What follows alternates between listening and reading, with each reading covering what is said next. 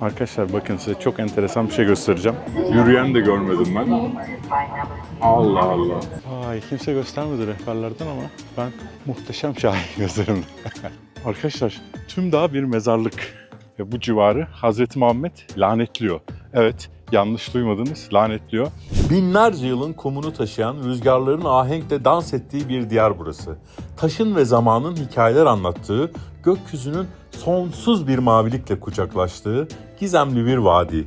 Bir zamanlar Semud kavminin yurdu El-Ula. Semud kavmi peygamberleri Hazreti Salih'ten bir mucize istediler. O da Allah'ın ayeti olarak kayadan dişi bir deve çıkardı. Deve öyle bir mucizeydi ki su içtiği gün bütün kuyu sadece ona ayrılırdı. Fakat kavmin ileri gelenleri bu mucizeden rahatsız olup plan kurdular. 9 kişi birleşip pusu kurdular ve deveyi öldürdüler. İşte o gün Semud'un kaderi mühürlendi. 3 gün sonra gök korkunç bir çığlıkla yarıldı. Vadiyi titreten azapla tüm kavim helak oldu. Yüzyıllar sonra Hz. Muhammed ordusuyla buradan geçerken o lanetin izini hissetmişti. Gözleri dolarak şöyle uyardı: "Bu Allah'ın gazabına uğramış kavmin yurdudur. Buradan hızla geçin. Ne su içip ne de burada oyalanın." Bazıları bilmeden kuyulardan su alıp hamur yapmıştı. Hazreti Muhammed bunu duyunca emretti: "O hamuru atın. O sudan hayvanlarınıza bile vermeyin." Bugün asırlar önce lanetlenmiş bu şehri, Alula şehrini, Kur'an'da geçen ismiyle El-Hicr şehrini görmeye gidiyoruz. Arkadaşlar herkese Hegra antik kentinden selamlar. Suudi Arabistan'ın kuzeyindeyiz. Peki bu görüntüleri nereden hatırlıyorsunuz?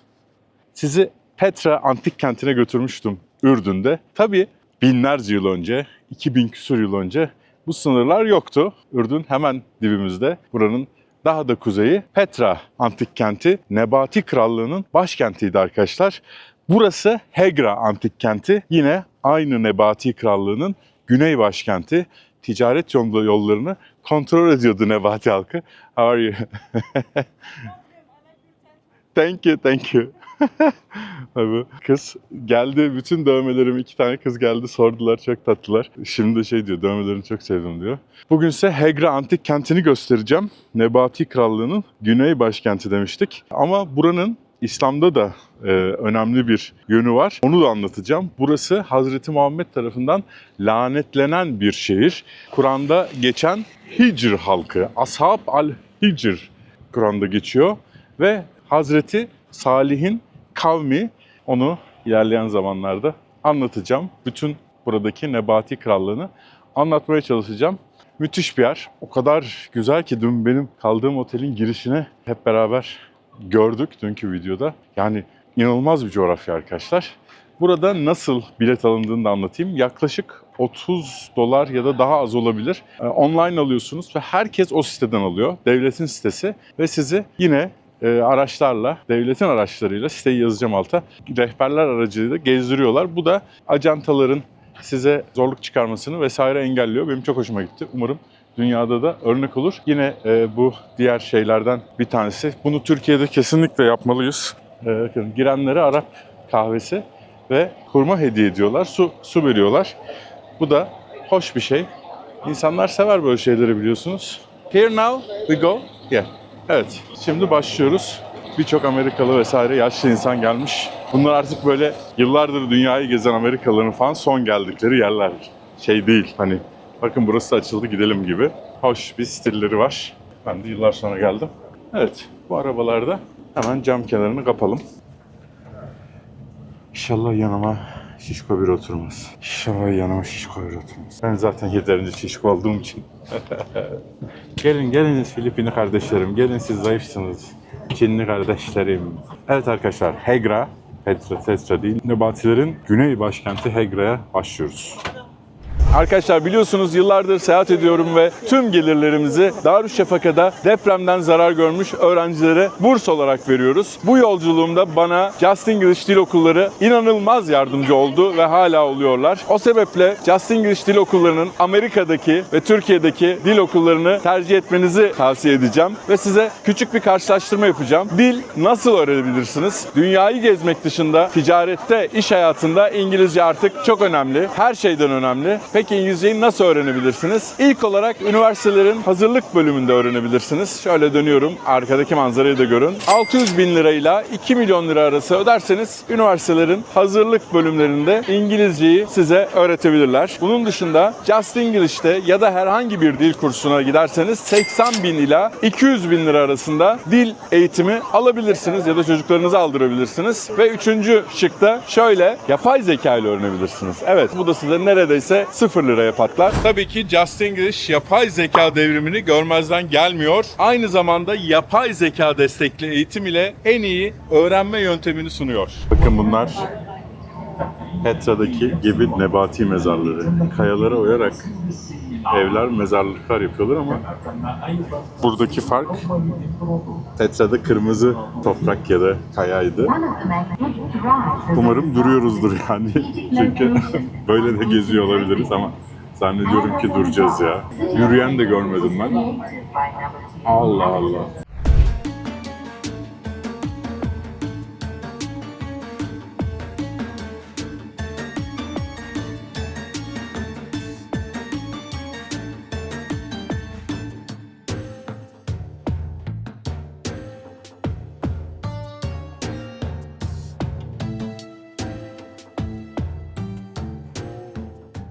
Acaba indirmeyecekler mi? Birçok kere giriş yasak ya Suudi Arabistan'da.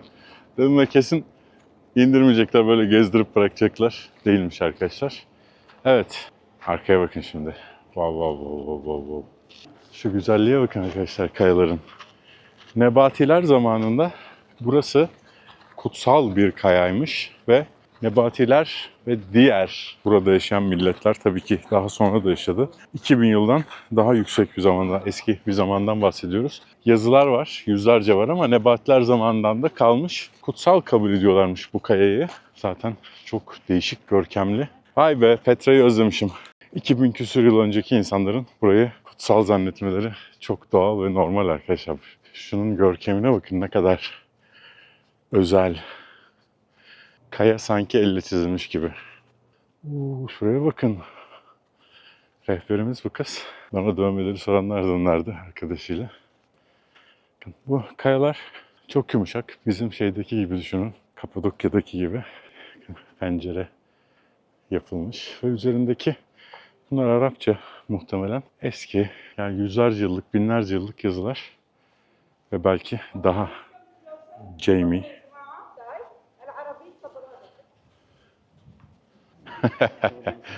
İngilizce döner sola, Arapça döner sağa. İkisini biliyorsanız ortaya dedi rehberimiz. Arkadaşlar bakın, size çok enteresan bir şey göstereceğim. Yine size gösterdiğim. Ya böyle çok mutlu oluyorum size göstermiş olduğum için. Büsra antik kentini hatırlıyor musunuz Suriye'de? Her yere götürmüşüm ben sizi ya. Petra, Busra. Buraya Busra'dan bir adam geliyor. 2200-2300 sene önceden bahsediyoruz. Burada Aramice ya da Nebati dilinde, çok benzer diller bunlar. Nebati dilinde yazılmış zaten. Busra'dan gelen bu adam nişi yapmış diyor.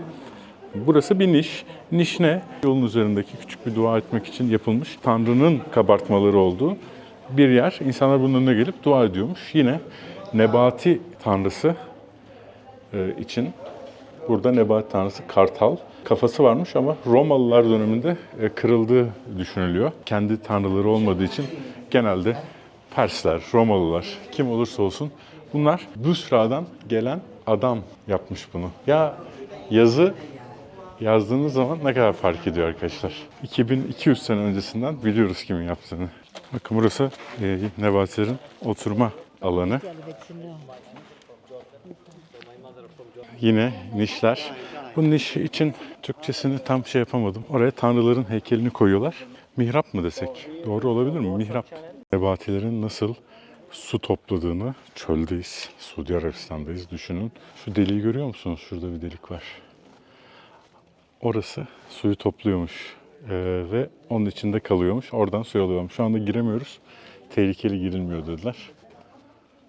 İnanılmaz. Ben mesela Nebati olsam bu şeylerden çıkmazdım.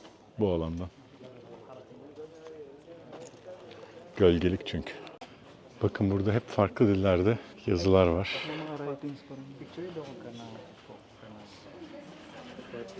Dünyanın her medeniyeti buraya izler bırakmış. Bakın. Vay, kimse göstermedi rehberlerden ama ben muhteşem şahin gözlerimle. It's like the camels there. Bak. Bu insan, develer. Bunları niye göstermiyorlar ya rehberler? Allah Allah.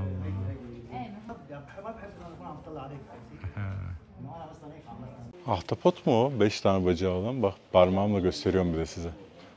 Birdenbire boşalan yolların ortasındayım. Hedefler hep çok çok kolay. Arkadaşlar şimdi bir Nebati mezarına geldik. Aman Allah'ım. Ne kadar güzel ve ne kadar güzel korunmuş. Bakın yine bir kartal heykeli görüyorsunuz. No no no. Just take because they will never stop. Bunlara baksanıza. Filipinler tam bir cehennem azabı gibiler ya. Fotoğraf çekmeye mahkum olmuşlar hayatları boyunca. Böyle 800 tane fotoğraf çekiyorlar. Evet arkadaşlar. Heykeli görüyorsunuz. Kartal heykelini. Bir doktorun mezarı. Şimdi üzerindeki zaten dikdörtgen yeri görüyor musunuz? Bu arada giriş yasak buralara. Dikdörtgen yeri görüyorsunuz. Üstteki parmağımla gösteriyorum. Orada isimleri yazıyor mezardakilerin. Nebati dilinde. Kolonlar. Yine Mısır ve Roma etkisi çok yüksek. Üstteki merdivenler cennete giden merdivenler. Tabii ki onların cennetinden bahsediyoruz. Buradaki nilüfer çiçekleri, kolonlar Roma'dan, nilüfer çiçekleri ise Mısır'dan etkilenmiş. Mısır sanatından. Medusa gibi bir kafa var. Yanında yılanlar var. Mezara girenleri korkutmak amacıyla bu yılanlar. Herkes gitti. Ben güzelce anlatabilirim. Bir doktorun mezarı ne kadar önem verildiğini görüyorsunuz. Kartalı anlatacağım ben size. Tüm mezarların üzerinde kartal var. Duşhara, Nebatilerin baş tanrısı ve Petra'nın, yani buranın da koruyucusu, Petra'nın koruyucusu, başkent orası çünkü. Şara Dağı'nın efendisi anlamına geliyor arkadaşlar. Çünkü Petra'nın kutsal dağı Cebel el Şara. Onu anlamak, yani dağı anlamak, Nebati dini anlamında anahtarı. Şöyle, Du Arapça sahip olan efendi demek. Şara ise Petra Dağı'ndaki kutsal dağın adı. Bu nedenle Duşhara. Şara Dağı'nın efendisi, dağın tanrısı. Hem de göklerin koruyucusu. Bu evrenin düzenini koruyor. Kraliyetin meşrutiyetini sağlıyor. Yağmur ve bereket getiren tanrı. Bu sırada da, Petra'da da ve burada Hegra'da da görüyoruz. İnanılmaz güzel. Bu mezarlıklara girmemelerin sebebi, sanıyorum bir tane girebileceğiz ama de olabilir. Hazreti Muhammed buradan geçerken burada konaklamayın, buranın suyunu kullanmayın diyor. Zaten anlatacağım uzun uzun. Bakın yine bir tane daha. Yine Şara tanrısı ve tanrının kafası yine Romalılar ya da artık buraya hangi milletler fethettiyse zamanında Persler. Eski dönem tabi burası çok uzun sürede Osmanlı'nın egemenliğinde ama rehberin söylediği Romalılar döneminde kafalar koparılmış. Evet, bu da tamamen kaya mezarlarıyla, oyulmuş kara mezarlarıyla dolu.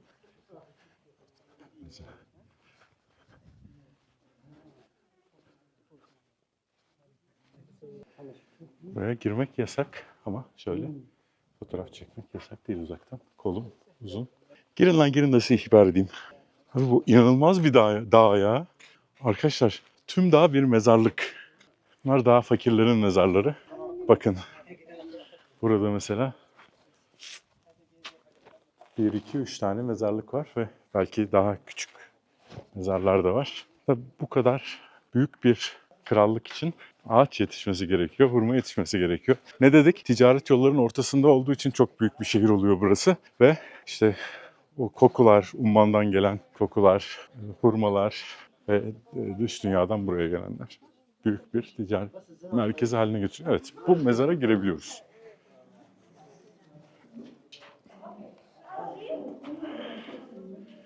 Bakın, bunlar artık benim gibilerin mezarı, fakir yani. 1, 2, 3, 5, 8. Doldurmuşlar üst üste. Buraları böyle getirmişler muhtemelen. Burada içe kadar nasıl kazdıklarını görüyorsunuz. Vuruş şeylerini. Ve böyle binlerce var, binlerce.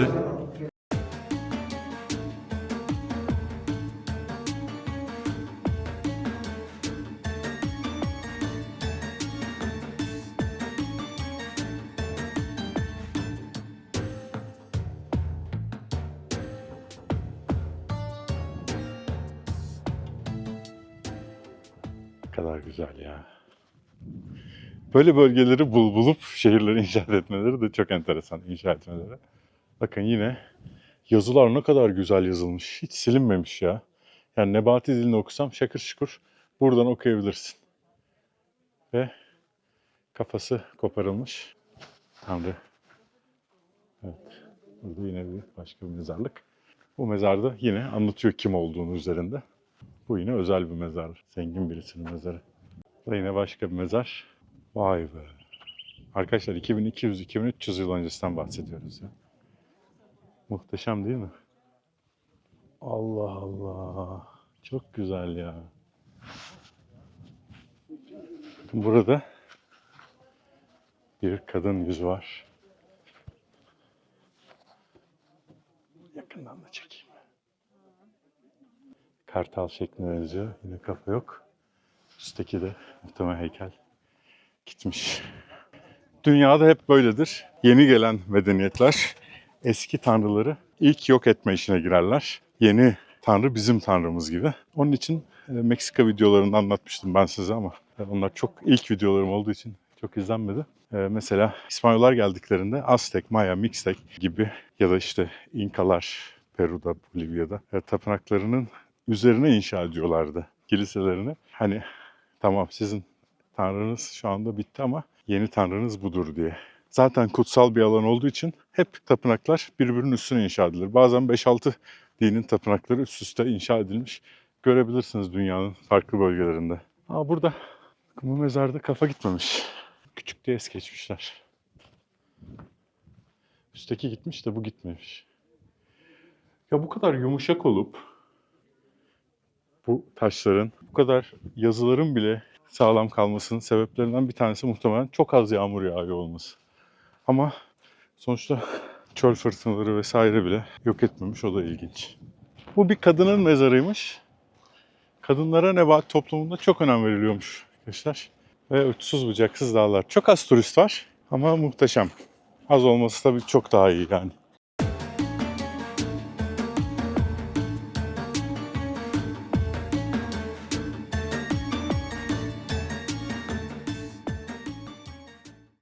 Sizin için koşa koşa en önden geldim.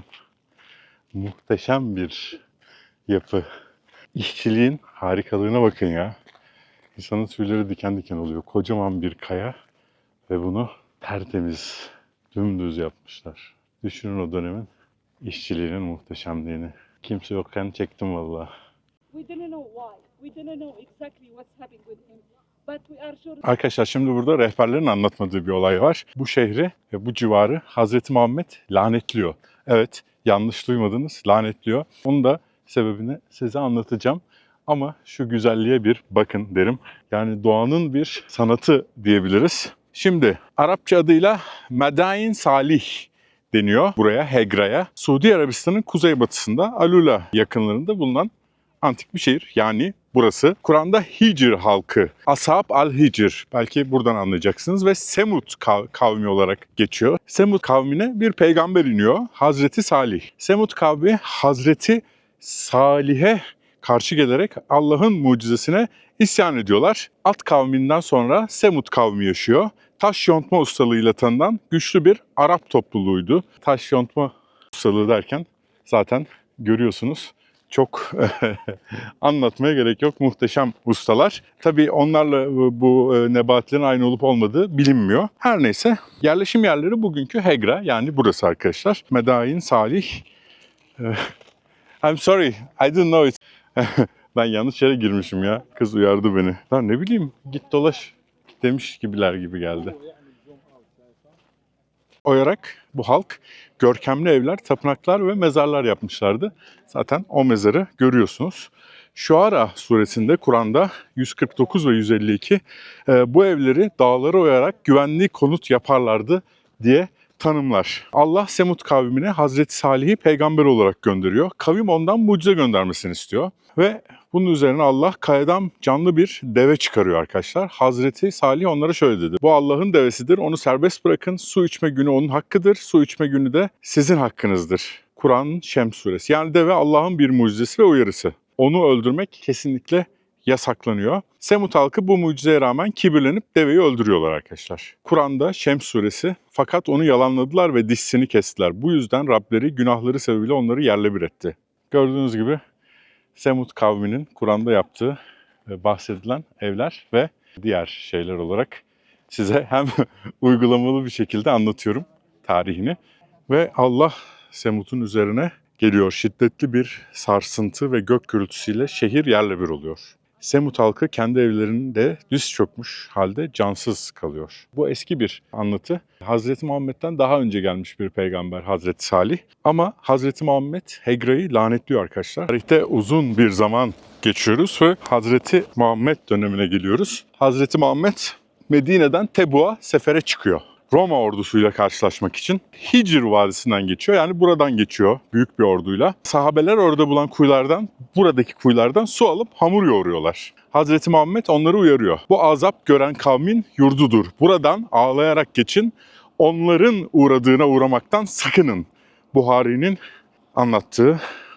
Ardından Hicr'deki kuyulardan su içmeyi, orada konaklamayı yasaklıyor arkadaşlar. Lanetli bir yer olarak alınmasının nedeni burada Allah'ın azabına uğramış bir kavmin yaşaması. Ancak tarihi kalıntılara bakmak ve ibret almak maksadıyla geçmek serbest deniyor. Semut kavminin yurdu burası. Sebebi de lanetin Hazreti Salih'in mucize devesini öldürmeleri. Ağlayarak geçin, azap gören kavmin yurdudur diyor. Evet, azap gören kavmin yurdu. Suudi Arabistan'da böyle bir yer olduğunu biliyor muydunuz arkadaşlar? İnanılmaz değil mi? Çok güzel. Bahsetmeyi unuttum. Bu gördüğümüz mezar buranın idarecilerin, yöneticilerinden birinin mezarı ve bitirilmemiş arkadaşlar. Neden bitirilmediği bilinmiyor. Belki de bahsedilen lanetten dolayı. Ve güneş doğuyor. Şeyler çok iyi ama rehberler. Devamlı su ikram ediyorlar. Müthiş. Müthiş. Yani Arabistan'da seyahat ettim. Suudi Arabistan'da seyahat ettim. Hiçbir problem yaşamadım ya. Harika bir gün batımı var. Yine mezarlıklar. Bu kent arkadaşlar çok yeni. Petra gibi eski değil. Hala kazılıyor. Genellikle mezarlar bulunmuş daha yüksekte olduğu için. Bu bile kumların altındaymış düşünün. Daha kazılacak ve çokça şeyin çıkacağını ben tahmin edebiliyorum. Ve çölde olduğumuz o kadar belli ki güneş batmaya başladığı an böyle hafif serinletici rüzgar esmeye başladı inanılmaz bir şekilde. O kadar sıcak yani onun için inanılmaz diyorum. Çıkan mezarların bir özelliği var. Burada şu mezarlardan bir tanesinde bir kadının kemikleri bulunuyor. 2200 yıllık bir mezar ve kadının kolyesi var vesaire. O dönemden kalmış. Arkeologlar kadının yüzünü ortaya çıkarıyorlar. Şimdi o kadını yüzünü görmeye gideceğiz. Yani onun heykelini yapmışlar. Nebatiler neye benziyordu, nasıllardı onu göreceğiz. Minat. Hanımefendinin ismi Minat'mış arkadaşlar. Kemiklerinden yeniden canlandırmışlar bal mumuyla. Gözleri böyle biraz açık, hafif açık kahverengi. İnci kolyesi, altın küpeleri ve pamuktan yapılmış güzel bir elbisesi var. Rehber bahsetti, muhtemelen bunları görmüş. Hep beraber görmüş. Az insandan biriyiz. Bir Suriye'deki Büsra antik kenti, Ürdün'deki Petra antik kenti ve buradaki Hegra antik kenti. Üçü de Ra ile bitiyor farkındaysanız. Nebatilerin büyük şehirleri. Petra, Hegra, Busra. Petra'yı size gösterdim. Kırmızı kayalara oyulmuş bir antik kentti. Burası ona yakın renklerde daha kahverengimsi kayalara oyulmuş bir antik kent. Hegra. Busra ise yine volkanik alanda ama siyahtı arkadaşlar. Busra Suriye videomu izleyin. Gerçekten oradaki tek turistim zaten. Şimdi şöyle çok enteresan bir şey fark ettim. Bu insanlar diğer milletlere göre Nebatiler farklı bir strateji izlemişler. Çöldeyiz. Çölde şehirler kurmak yerine volkanik arazileri bulmuşlar. Volkanik araziler ne demek? Volkanik araziler bereket demek. Bereket yani verimli tarım demek. Çünkü mineral bol oluyor volkanik arazilerde. Daha verimli topraklar oluyor. Onun için bunu aramışlar ve hep buralara kurmuşlar şehirleri. Bakın Busra mesela. Hiç Suriye'de böyle alakasız bir yer yani Busra. Volkanik bir arazi, siyah taşlara gidip oymuşlar kayaları. En basitinden yine bulmuşlar yani, hep bulmuşlar. Çok acayip. Petra da aynı, burası da aynı.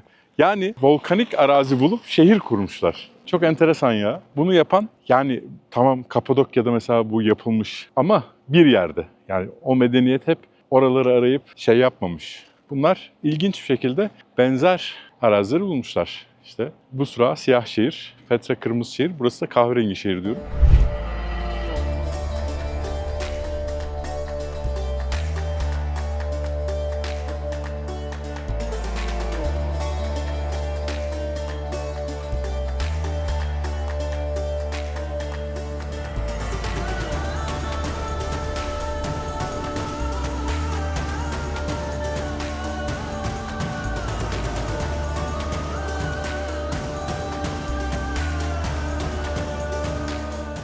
İlginç bir şey göstereyim size. Mükemmel bir insan yüzü var. Tamamen doğal. Semut kavminin donmuş insanları olabilir mi acaba?